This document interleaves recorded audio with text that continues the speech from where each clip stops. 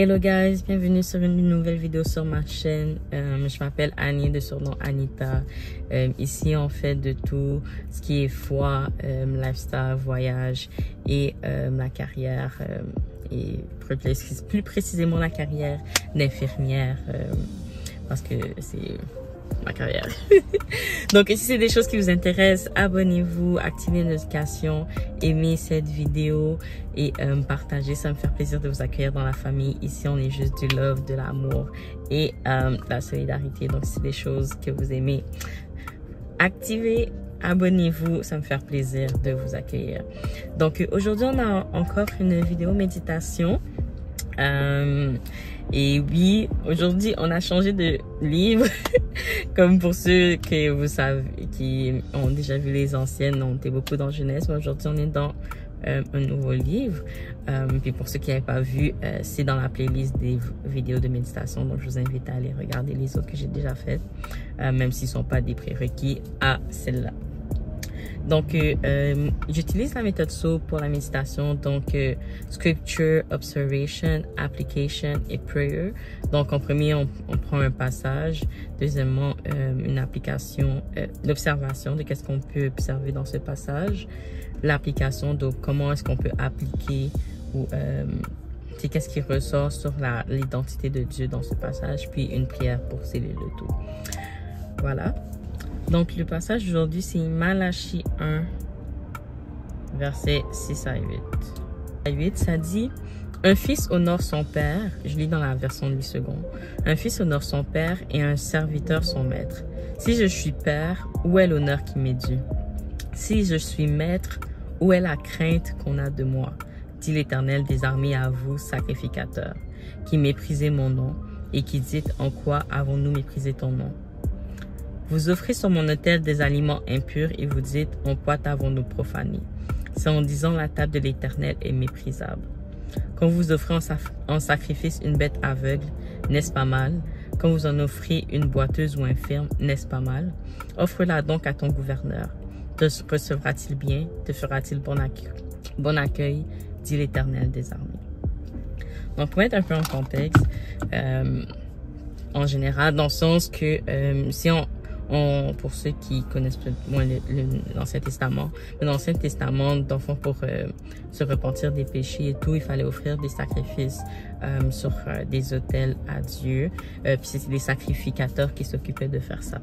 Donc c'était vraiment eux ils avaient, leur vie était dédiée à genre servir l'Éternel et tout. Puis dans le fond, quand on revient à maintenant, avec Jésus-Christ, on est tous devenus des sacrificateurs au travers de lui. Ça nous a permis d'avoir ce sacerdoce royal.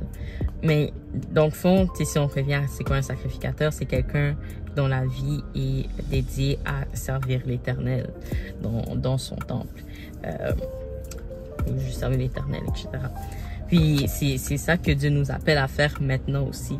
Donc ici on revient, c'est quoi mon observation que je ressens de là? Dieu reproche aux sacrificateurs leur manque de respect envers lui. Il dit qu'il lui offre des sacrifices méprisables, impurs. Puis dans le fond, qu'est-ce qui ressortait pour moi par rapport à l'application qui peut en sortir ou bien le message qui en ressort? C'est que souvent on dit qu'on donne notre vie à Dieu, qu'on lui donne tout, etc. Mais c'est pas vraiment le cas. On lui donne souvent une partie de nous-mêmes, une partie de nos vies, ce qui nous plaît, etc.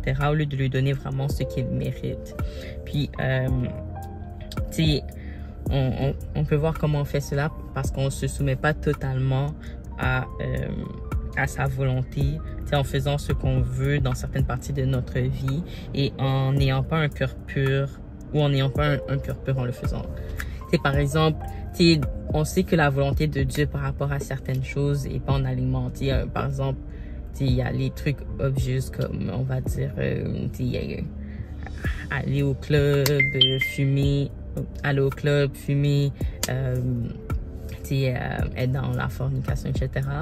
Mais parfois, on peut être hors dehors de sa volonté dans le sens que comme Dieu nous dit de pas faire quelque chose, pas genre acheter quelque chose, pas terminer une relation avec certaines personnes et nous on continue dans cette partie de nos vies. Parfois même Dieu va pas nous le dire directement, mais on sait que cette relation-là honore pas Dieu. On sait que cette chose qu'on veut faire, ça va pas glorifier Dieu, ça va pas glorifier Jésus. Mais on continue de le faire. Puis c'est comme ça qu'on voit qu'on n'est pas totalement soumis à lui. Puis tu sais, dans la Bible, ça dit que notre vie doit être un sacrifice vivant devant le Seigneur. Donc, tu sais, tous les aspects de notre vie, dans tout, pas seulement une partie, tout devrait être pour la gloire de Dieu.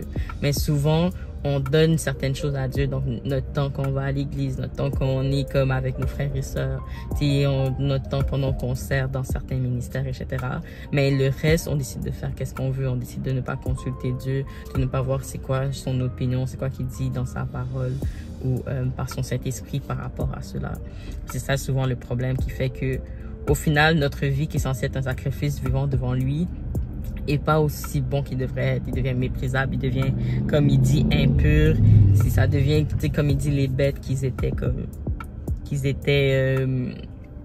pas comme totalement bonnes, genre, qu'ils avaient comme des imperfections et tout, c'est ça que ça devient nos vies devant lui.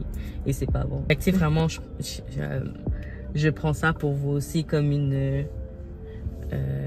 comment on appelle ça? Une invitation à ce que réellement on réévalue nos vies, réévaluer comme chaque aspect de nos vies, pas seulement qu'est-ce qui est obvious, qui devrait être à Dieu, comme notre temps à l'église ou dans le ministère ou dans le service, mais vraiment, c'est ça, dans toutes ces choses qu'on met à part et qu'on pense vraiment qui ne concernent pas Dieu. Et puis que ça peut être genre l'école, le travail, comment tu traites ton ennemi dans ces lieux-là, ou bien que tu sais genre pardonner quelqu'un, ou tu sais juste comme décider d'aller en voyage, ou décider de faire tel projet, d'acheter une maison ou de déménager. Tu sais, ça peut être des choses qui nous semblent genre futiles ou qui nous semblent pas importantes, mais on devrait inclure Dieu dans toutes ces choses-là. Donc, c'est ça. Donc, c'était ça environ le message que j'avais ressorti. Je sais pas si c'est ça aussi qui vous est ressorti quand vous avez lu ça. Je vous invite aussi à aller lire tout le chapitre, si vous pouvez. En fait, vous pouvez parce que c'est pour Dieu et pour vous-même. Donc, je vous invite à aller lire le chapitre au complet, puis de vraiment aller voir qu'est-ce que Dieu fait ressortir pour vous. Puis, vous pouvez le laisser en commentaire en bas de cette vidéo. Ça va me faire plaisir de vous lire et de vous répondre. Donc, voilà. Donc, avant de terminer, on va faire une petite prière.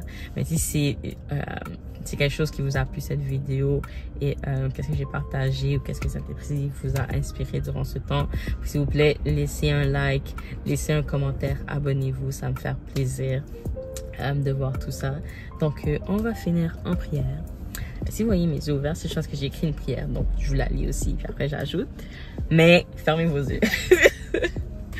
Ok.